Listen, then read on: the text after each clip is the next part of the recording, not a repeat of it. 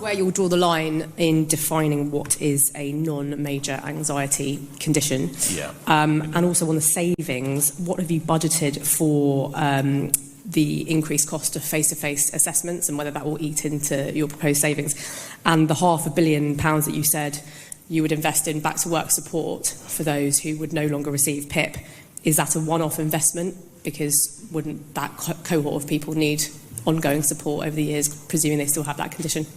Well, firstly, I'll talk about the illnesses first, Zia, which we would probably disapply are things like schizophrenia, bipolar, PTSD and personality disorder. I think we can all accept that they are very serious mental health illnesses and that should be looked at completely different. Zia.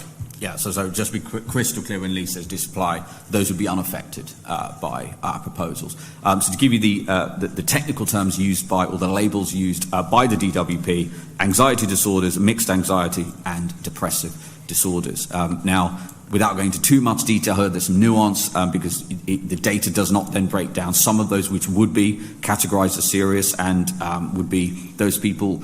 It is unlikely they would be able to go back to work. So our assumptions are, we worked with the Centre for Social Justice to come up with this forecast, around 20%, somewhere between 10 and 20% of those people, of those 500,000, we would expect to be recategorised into a different welfare category. For the others, on anxiety disorders, mixed anxiety and depressive disorders, there is an abundance of evidence in academic studies that they will have far better life outcomes by reforming welfare and putting them into back-to-work programmes. In terms of how much we're budgeting for the increased need for face-to-face. The first thing to say is this isn't something that the British state has not done before. It's not something that the DWP hasn't done before. This was being done routinely, where the vast majority of assessments were being done face-to-face pre-COVID. So we budgeted around £100 million for that.